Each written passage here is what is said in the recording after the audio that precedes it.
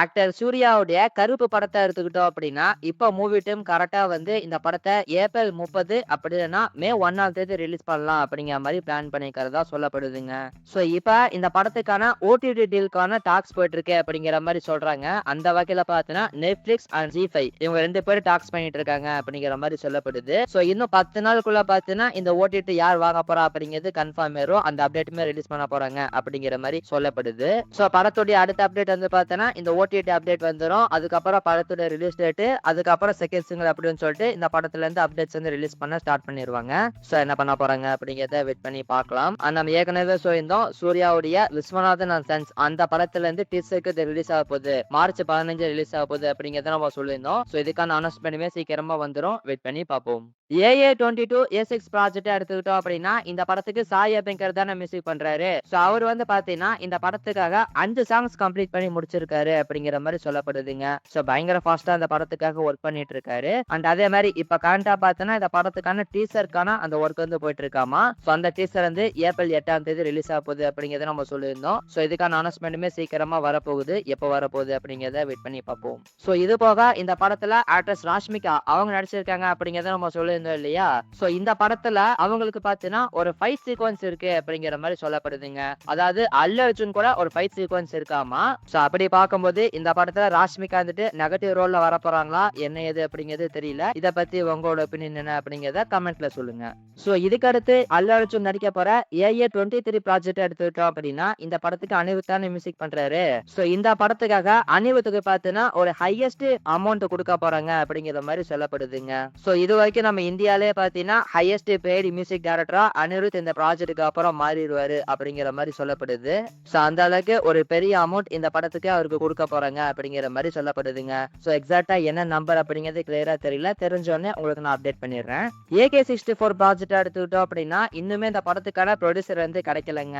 So நிறைய பேர்கிட்ட task போயிட்டு இருக்கு அப்படிங்கறத நம்ம சொல்லியிருந்தோம் இல்லையா. அந்த வகையில இப்ப வந்திருக்கிற அப்டேட் என்ன அப்படின்னு பாத்தீங்கன்னா மறுபடியும் ரோமியோ பிக்சர்ஸ் ராகுல் கிட்ட நெகோசியேஷன் பண்ணிட்டு இருக்காங்க அப்படிங்கிற மாதிரி சொல்லப்படுதுங்க. சோ ஏற்கனவே கொஞ்சம் மாசங்களுக்கு முன்னாடி நம்ம சொல்லியிருந்தோம் ரோமியோ பிக்சர்ஸ் ராகுல் அந்த படத்தை ப்ரொடியூஸ் பண்ண போறாரு அப்படிங்கறத நம்ம சொல்லியிருந்தோம். ஆனா அதுக்கப்புறம் அந்த ப்ராஜெக்ட்ல இருந்து விலகிட்டாரு. சோ இப்ப அகைன் வந்து பாத்தீங்கன்னா ரோமியோ பிக்சர்ஸ் ராகுல் தான் இந்த படத்தை ப்ரொடியூஸ் பண்ண போறாரு. டாக்ஸ் போயிட்டு இருக்கு அப்படிங்கிற மாதிரி சொல்றாங்க. சோ இந்த படத்தை யாரு தான் ப்ரொடியூஸ் பண்ண போறா அப்படிங்கறத நம்ம வெயிட் பண்ணி பார்க்கலாம். சோ இந்த ப்ராஜெக்டான ஷூட்டிங் வந்து பாத்தீங்கன்னா மே மந்த்ல இருந்து ஸ்டார்ட் ஆயிருக்கு வாய்ப்பு இருக்கு அப்படிங்கிற மாதிரி சொல்லப்படுது. சோ அதுக்கான காரணம் இன்னும் இந்த படத்துக்கான ப்ரொடியூசர் கிடைக்கல அப்படிங்கிறது ஒரு பக்கம். இன்னொரு பக்கம் பாத்தீங்கன்னா ஏகே துபாயில இருக்காரு இல்லையா. சோ அங்க இப்ப நிலைமை எப்படி இருக்கு அப்படிங்கிறது உங்களுக்கே தெரியும். சோ அவர் கிளம்பி இந்தியாவுக்கு வரணும். இது போக பாத்தீங்கன்னா மே 1ஆம் தேதி ஏகே உடைய racing documentary AL Vijay direct பண்ணிருக்காரு இல்லையா. அந்த படத்தை வேற ரிலீஸ் பண்றாங்களாமா.